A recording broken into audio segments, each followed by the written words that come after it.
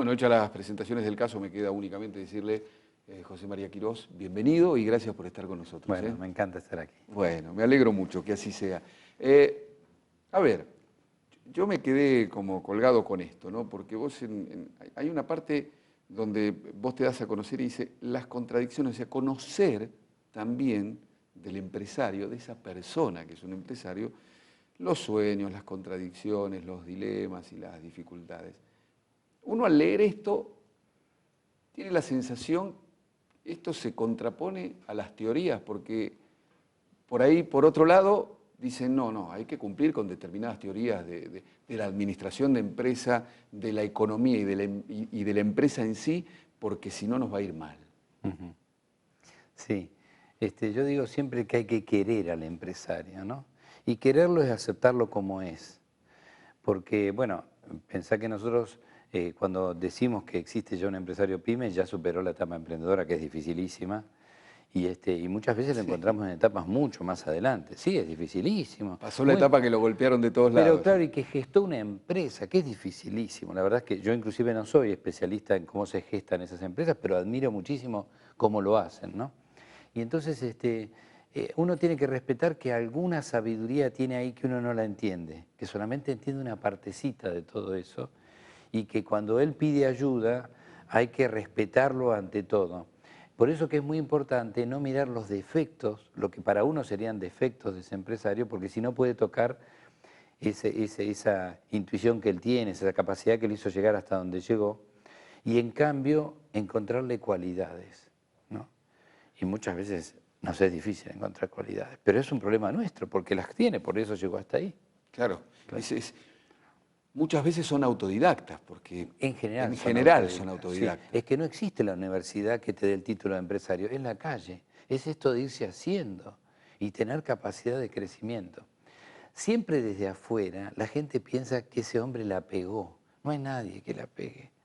Es que fue tejiendo una cosa muy difícil, un equilibrio muy difícil, pasó por crisis, bueno, en la Argentina No, más que en cualquier otro lado. la pegó porque por ahí su idea fue muy buena, pero eso tenés Sí. que llevarlo adelante. Sí, y además, aunque los fundacionales somos de contar nuestra idea muy prolija, no es prolija cuando empezamos, es muy ambigua.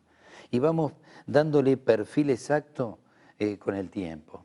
En la etapa de gestión, de donde se gestiona el emprendedor gestiona, le da perfil definido a su emprendimiento recién ahí, no antes. Cuando parte es bastante ambiguo y acomoda muy bien a ese mercado porque lo que le encanta es tener llegada y entonces se acomoda muy bien ese mercado. Ahora, vos sos consultor y sos empresario. Sí. Sos empresario, sos consultor, Sí. porque me parece que primero estuvo el empresario, ¿no? Sí. Bien. Ahora, ¿cuándo llega el momento en el que uno dice, bueno, está bien, toda la etapa autodidacta vino bien hasta acá, Sí. hay que capacitarse? ¿Es el empresario el que más se debe capacitar o es el consultor el que más se debe capacitar justamente para poder interpretar todo esto? Bueno, yo ante todo siempre digo que si el empresario supiese lo que nosotros aprendemos de él, nos cobraría, ¿no?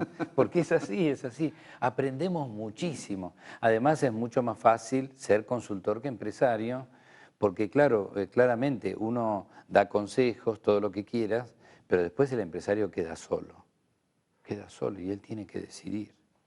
Y por eso que muchas veces siente que los lugares de capacitación o los consejos que como consultores damos pueden ser extraños a su situación. Y es él el que tiene que decidir, y tiene razón de decidir, ¿no? Es decir, nosotros no somos dueños de su empresa, él es dueño de su empresa y de su futuro. Por eso que hay algo que a mí me ayuda muchísimo con el empresario y que digo es un primer paso que es fundamental, es que se reconozca empresario. ¿Cuánta gente son empresarios de toda la vida? Tienen 10, 15 o más años de experiencia y de trayectoria y dicen, no, yo soy comerciante o ingeniero o médico o industrial. Esas son especialidades o títulos universitarios. Pero ser empresario es mucho más. Y esto de reconocerse empresario ordena el rol maravillosamente, ¿no? Ese es, si vos tuvieras que reconocer un conflicto, uno, Sí. por el cual, porque a veces nosotros nos cerramos bastante a escuchar a otro que nos venga a contar qué es lo que nos está pasando en la empresa, ¿no? Sí. ¿Cuál ¿Cuál es ese conflicto por el cual ya no puede más y dice, bueno, a ver, voy a ir a ver a José María Sí. porque... Fundamentalmente que el desarrollo propio de la empresa le obliga a nuevas capacidades. Dos que siempre se dan y una que se da solamente con el tiempo. Hay una capacidad que es el propio crecimiento de la empresa. El empresario, los que somos fundacionales, nos ponemos contentos con dos cosas. Cuando vendemos, ese día nos ponemos muy contentos, capaz que no es una buena venta, pero a nosotros nos alegra la venta y lo otro que nos alegra es el tener dinero disponible, porque el tener sequedad financiera nos pone mal y cuando tenemos liquidez también nos pone contentos, capaz que no, que nos dieron un préstamo, no es plata nuestra, sin embargo nos pone contentos. Pero digo, y entonces esto nos crea que siempre pensamos que más es mejor y nos encanta crecer en facturación. Y entonces en un momento la cosa se empieza a poner compleja y perdemos dominio. Siempre las empresas van aumentando su complejidad por el tamaño, por la cantidad de gente, por la diversidad de servicios o productos que genera, va aumentando complejidad. Y uno tiende a perder dominio. Con el método anterior de dominio, cuando ya uno empieza a tener más de 5, 7 o 10 personas, ya no alcanza. Y entonces hay que aprender a conducir, que para nosotros los fundacionales es un aprendizaje nuevo. Por eso, inclusive hay empresarios que dicen, yo no quiero crecer porque ya viví la experiencia de llegar a cierto tamaño y me fue mal, así que de este tamaño no paso. Está muy bien, prefiere no aprender a conducir, saber que tiene como un rayo de sol que él está en el centro de todo y que así funciona, y está muy bien que funcione así. ¿Se puede eso? Sí, se puede. Lo que pasa es que tiene que renunciar al crecimiento, tiene que renunciar al tamaño de pensar que siempre hay que crecer. Lo que no puede dejar la empresa es de dejar de desarrollarse, que es otro fenómeno, que es la actualización. Todos vendemos servicios o productos perecederos. El verdurero lo entiende perfectamente porque ve que la fruta se le pone vieja. Pero todos en nuestros servicios o en nuestros productos, los conocimientos que vendemos o las satisfacciones que vendemos son perecederas. Y entonces es muy importante actualizarse.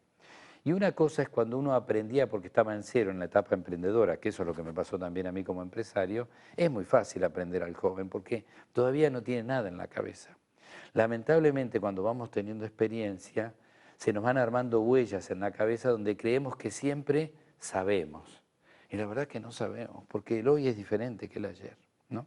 Por eso a veces decimos que antes era más fácil, simplemente porque tenemos respuesta para ese antes, no para el hoy, ¿no? Pero hay que admirar a los jóvenes porque ellos ¿Eso le también nos hace traen. difícil escuchar? Sí, eso le hace difícil escuchar y además porque sí, desde ya, eso nos hace difícil escuchar. Y muchas veces también porque como vivimos una cosa que todo está enredado, viene un consultor y nos dice, vos tendrías que poner más fuerza de venta. Ah, bueno, perfecto. A ver, vamos a poner más fuerza de venta. Sí, pero los vendedores tienen que ganar más.